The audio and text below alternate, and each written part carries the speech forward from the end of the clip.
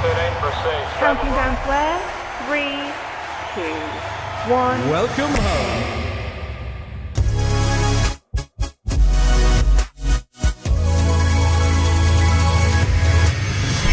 We're home, the home of the biggest live music entertainment show in the world.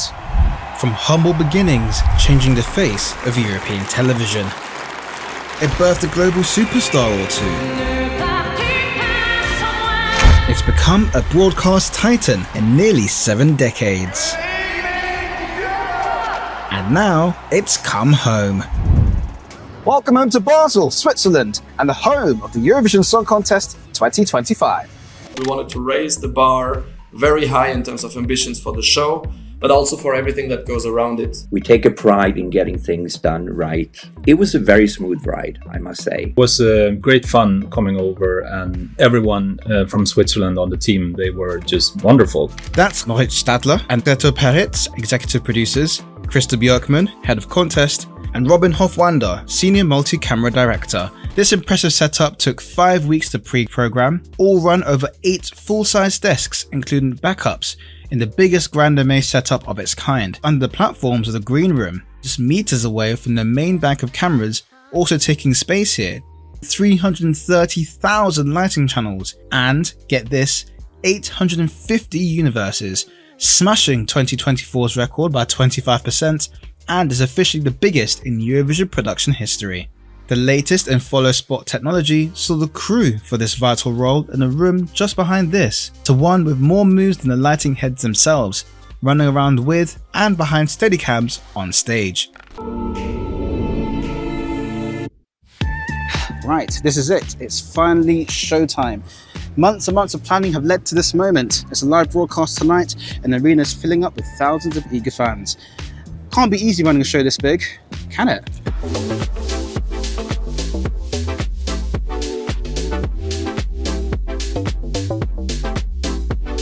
Directing the Eurovision Song Contest is a challenge. A complex production of 12 shows, 3 of them broadcast live. Combine that with a stage so uniquely designed, this meant forgetting everything you know about directing and coming with a unique approach. The set really forced me to think differently and make decisions that I wouldn't have made otherwise. My name is Robin Hofwander, and I was the senior multi-camera director for Eurovision in Basel. He makes a return from the same role in Malmö last year. This year marks Eurovision number 4 in the director's seat. And like last year, this mega show calls for a directing trio. So it was me and then Fredrik Bäcklund, who I shared Eurovision with last year. And then we had a Swiss director, Miriam, who took care of hosts and end of show and everything not music. A great collaboration. So, how do you direct a show like Eurovision? First, the obvious, cameras, plotted in key areas to capture all the action, except this time it's not as straightforward, and it starts with the frame. Solving one issue with lighting, it caused another with camera coverage due to its size and arena position. What I had to figure out is how to shoot this, and you really need to be able to show the frame, but you also want to be able to back out. I had to push the back dolly, pushing with them the main cameras, really pushing the distance from the main cameras to the sweet spot, almost at 50 meters, which is very far away. And my workaround for that was to put an additional close-up camera just on the edge of the frame stage. So even if it's a low angle, at least we have a camera that can really come in and be tight and work. That is pretty much impossible to do when you're 45 meters away. But what about the 2 50-foot cranes? The way I usually like to have the cranes is so they can reach center or even cross center, so I can do these centric moves. This year it was just impossible to do that, and I realized that okay, I'll just put them in these 2 pockets to the side of the frame, but on a quite high position to allow traffic underneath them. We ended up getting some really cool shots, especially when you work with the frame as foreground, and it just created new possibilities. So what's this year's camera stack? Including the 2 52-foot Moviebird cranes, 2 wire cameras, the 2D camera directly above the stage and a 3D camera in front of the frame, 3 Steadicams, 2 on stage and the 3rd in the green room, a range of remote PTZ cameras from up in the rafters to Martin's good to go shot, 4 rails, getting those smooth, wide expansive shots. But how about a camera that drives, nay, glides, nay, slices through the stage? New this year from specialized camera manufacturer and supplier Opatech, Their active low dolly, nicknamed Blade. On top, the usual camera head, the bottom, the usual track, but in between is genius. A thin metal column slipping through a gap in a stage catwalk less than 2 inches wide. From a distance, it looks like a camera hops off its tracks to glide across the LED floor. It's also pretty smart. I wanted to have a dolly that I could hide, because if you have it on that height all the time, it will be visible. They put in this limit, the dolly is inhibited, so it can't move unless you put it on the highest position for passing through the slit. So there's like a built-in security system. Having this low dolly is so good for choreo and for lights. That is something I'm really happy that we made happen. Opatech, hailing from Ukraine, supplied this and all the specialized camera gear, this year marking 8 years in a row with the contest. With the aim to capture the real live feeling, for one entry, it was all about the close, quiet, intimate moments. Like France 2024, bringing its own unique camera setup, for this year, Switzerland went full cinema.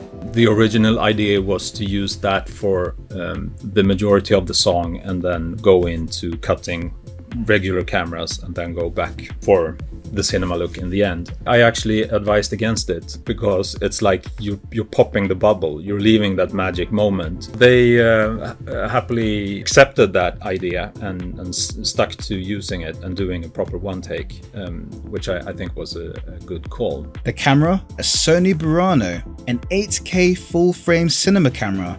The lens, a Zeiss Super Speed, the same from the 70s used on films like Taxi Driver and Raging Bull, which provides impressive flares and a beautiful shallow depth of field. With the audience flashlights on cue, the eventual image is stunning. PSF, or Progressive Segmented Frame, made a comeback for the ultra filmic feeling. Last year's contest featured this across the entire show. This year, the technique has been split in 2. I'm a huge fan of the progressive look. This year what we decided to do was to shoot the show in interlaced, so it was 50i, and then turn on like a film look in the switcher for music performances. By doing that we had like the possibility to go back and forth, getting this more live look of interlaced for everything that is not music, where I really feel you get so much more out of like the emotion of the shots. I just think it's perfect for music. And driving the show, both visually and as a production framework, was Live Edit, the automated camera switcher. It's featured within Junior Eurovision and Sweden's Melodifestivalen as an automated camera cutting tool, at the Super Bowl halftime show to assist in production as a visual timeline, and on a grand scale for the Paris 2024 opening ceremony. There's a show calling system covering 6 kilometers and 150 cameras along the Seine. Back at the contest, however, from a handful of countries reaching the high 90s to 100 plus shots in their performance, on the other side of the spectrum is Switzerland with a single shot all the way through, who shares this record with only 2 other songs in the entire contest history. And the frame, taking advantage of another dimension, augmented reality.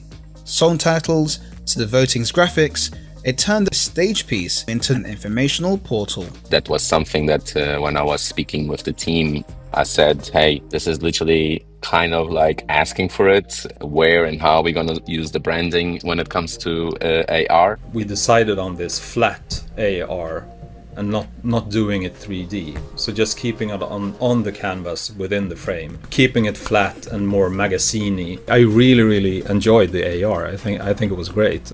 Remember the jaw-dropping AR in Rotterdam 2021? This year's solution was managed by the same team, who are the tech solution to back it all. Broadcast supplier NEP, now 6 years on the trot. And like Eurovision, each of their units represented Europe in some way, from the Swedish and German OB vans to the music and the sound container from the Netherlands. And the system to manage thousands of connections originated in NEP Australia.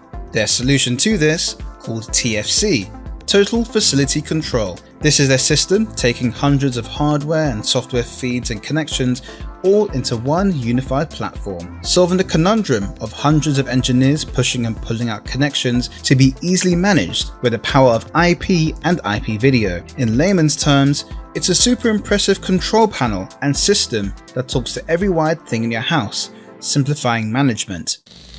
28 cameras, new technology, risky placements, and some impossible shots that turned into highlights.